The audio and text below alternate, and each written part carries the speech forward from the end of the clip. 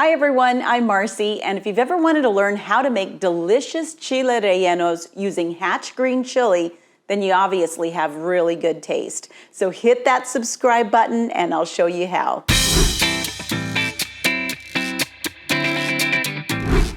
First, here's what you're going to need. Hatch green chili, eggs, figure 1 egg per chili, cheese. I'm using Colby Jack, but use whatever kind of cheese you like. You can use cheddar, muenster, monterrey, so long as it melts good. Some chopped onion, flour, and a little bit of salt.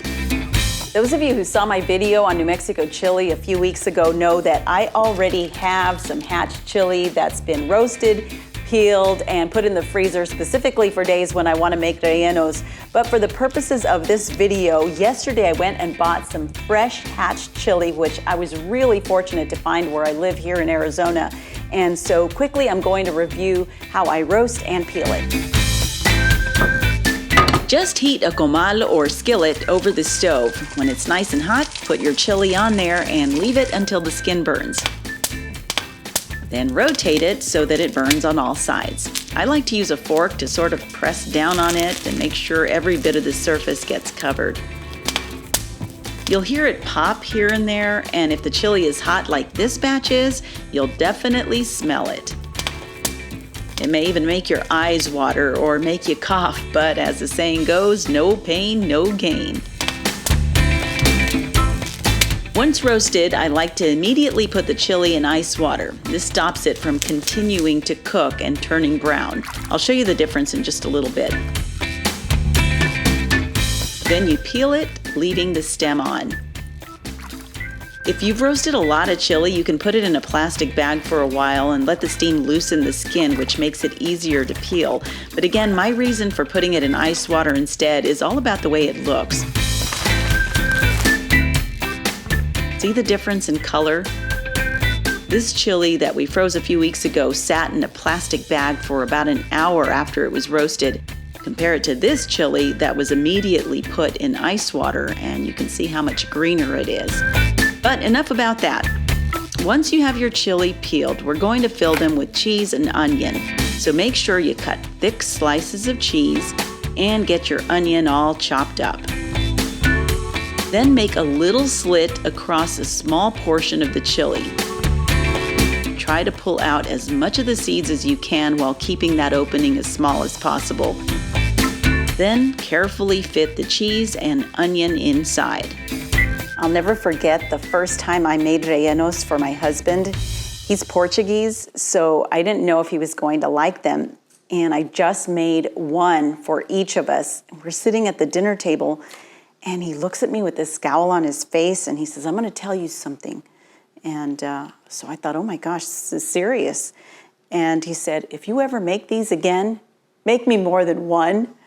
So apparently he really, really loved them, and one was not enough for him. So now I know they're his favorite, and when I make them, I make plenty. Once your chilies are filled, you can make the batter. Just separate your eggs, putting the egg whites in a mixing bowl and setting aside the yolks in a smaller bowl. Then use a mixer to beat the egg whites until they peak. Once the whites are fluffed up like this,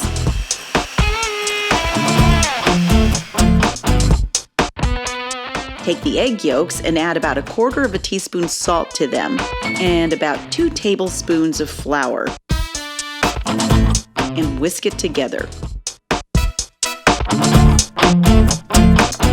Then add it to your egg whites and mix it all together to make your batter.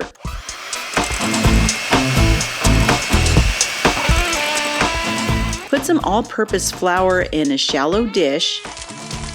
Heat up a large frying pan with just a little bit of oil to coat the bottom, and then it's helpful if you set up an assembly line next to your stove.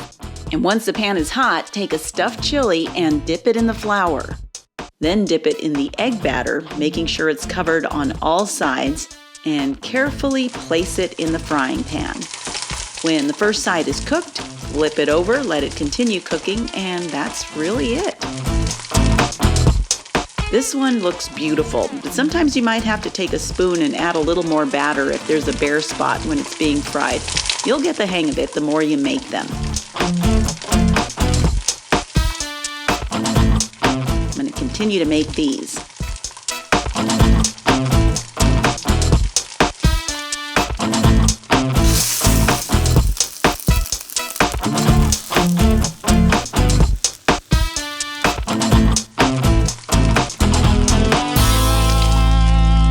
They're all done and they sure look beautiful. You're going to want to serve them immediately so they're nice and hot. And I'm going to take a quick bite from one of the ones on bottom.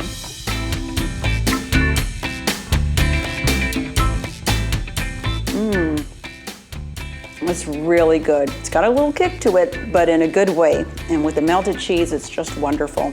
You know, when it comes to rellenos, I think it's important not to overcomplicate things. It's just a few simple ingredients, but boy, are they good.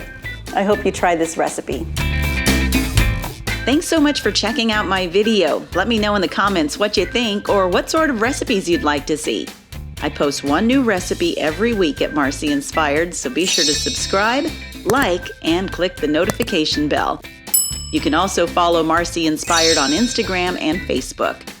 Until next time, blessings from my kitchen to yours.